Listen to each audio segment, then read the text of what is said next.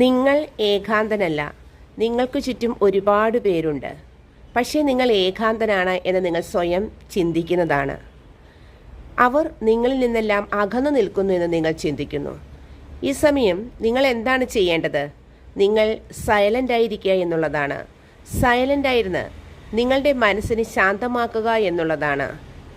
ഈ സമയത്ത് നിങ്ങളിൽ നിന്നും അകന്നു പോയ ഓരോരുത്തരും നിങ്ങളിലേക്ക് അട്രാക്റ്റ് ആകുന്നതായി കാണാവുന്നതാണ്.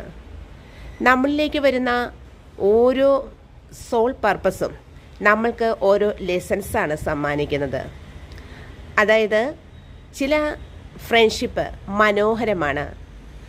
ഏത് ഫ്രണ്ട്ഷിപ്പും മനോഹരം തന്നെയാണ്. പക്ഷേ അത് സന്തോഷവും തരുന്നുണ്ട്, ദുഃഖവും തരുന്നുണ്ട്. ഓരോ ഫ്രണ്ട്ഷിപ്പും നമ്മളിലേക്ക് കടന്നു വരുന്നതിന് വ്യക്തമായിട്ടുള്ള പർപ്പസ് ഉണ്ട് എന്നുള്ളത് നിങ്ങൾ മനസ്സിലാക്കുക. ചില ഫ്രണ്ട്ഷിപ്പ് ഹ്രസ്വമായിരിക്കും, ചില ഫ്രണ്ട്ഷിപ്പ് ദീർഘമായിരിക്കും.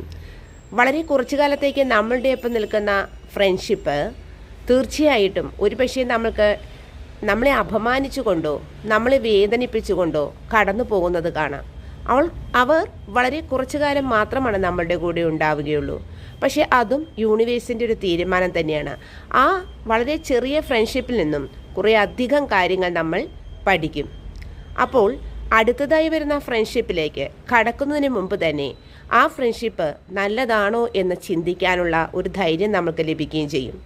എന്നാൽ ചില ഫ്രണ്ട്ഷിപ്പുകൾ ദീർഘകാലം നിൽക്കുന്നതാണ്. ഇങ്ങനെ ദീർഘകാലം നിൽക്കുന്ന ഫ്രണ്ട്ഷിപ്പ് ഒരുപക്ഷെ വളരെ നല്ലതായിരിക്കും. Loyalty, trust, self love, self care, protection, അങ്ങനെ ഒരുപാട് കാര്യങ്ങൾ ലൈഫ് ലോങ് നിലനിൽക്കുന്ന ഫ്രണ്ട്ഷിപ്പിൽ നിന്ന് നമുക്ക് ലഭിക്കുന്നതായിരിക്കും. ആ ഫ്രണ്ട്ഷിപ്പ് വളരെ നല്ലതായിരിക്കും. ആ ഫ്രണ്ട്ഷിപ്പും നമ്മൾക്ക് ഓരോ ദിവസം ജീവിതം എങ്ങനെ മുന്നോട്ട് കൊണ്ടുപോകണം എന്നുള്ള അഡ്വൈസ് നമുക്ക് തരുന്നതായിരിക്കും. ഒരുപക്ഷെ നിങ്ങളൊരു ഫാമിലിയിൽ എൻഗേജ്ഡ് ആയ ആളായിരിക്കാം. പക്ഷേ നിങ്ങൾക്ക് നല്ല ഫ്രണ്ട്ഷിപ്പുകൾ സ്വീകരിക്കാവുന്നതാണ്. ലൈഫ് ലോങ് നിങ്ങൾക്ക് നല്ലൊരു വഴികാട്ടിയായി നിൽക്കുന്ന ഫ്രണ്ട്ഷിപ്പാണെങ്കിൽ അത് സ്വീകരിക്കാവുന്നതാണ്. പിന്നെ നിങ്ങൾ ഒരു കാര്യം മനസ്സിലാക്കുക, നമ്മൾ മനുഷ്യർ ആരും തന്നെ പൂർണ്ണരല്ല. കംപ്ലീറ്റ്ലി നമ്മൾ ഒരിക്കലും പെർഫെക്റ്റ് അല്ല. നമ്മളിൽ നന്മയും തിന്മയുമുണ്ട്. അപ്പോൾ ഒരു വ്യക്തിയെ പുതിയതായി പരിചയപ്പെടുമ്പോൾ അവനിലുള്ള നന്മകൾ മാത്രം നമ്മൾ സ്വീകരിക്കുക, തിന്മകളെ കളയുക എന്നുള്ളതാണ്. നിങ്ങളുടെ ലൈഫിൽ വരുന്ന ചലഞ്ചസ് നിങ്ങളുടെ പാതകളെ, അതായത് വഴികളെ ക്ലിയർ ചെയ്യുന്നതായിരിക്കും. ഓരോ സ്ട്രഗിൾസും വരുമ്പോൾ അതിനെ ഓവർകം ചെയ്യാനുള്ള നിങ്ങളുടെ കഴിവ് വീണ്ടും വീണ്ടും ചലഞ്ചസ് മാറ്റിയെടുക്കാൻ കഴിയുന്നതാണ്. അതായത് ഒരുപാട് സ്ട്രഗിൾസ് വരുമ്പോൾ നമ്മുടെ ലൈഫിൽ നിന്നും നമ്മൾ ഓവർകം ചെയ്തിട്ടുള്ള ആ സ്ട്രഗിൾസിൽ നിന്നും കിട്ടുന്ന എക്സ്പീരിയൻസ് ആൻഡ് കറേജസ്, ഇതെല്ലാം പുതിയ പുതിയ സ്ട്രഗിൾസിനെ ഓവർകം ചെയ്യാനായിട്ട് നമ്മളെ സഹായിക്കും.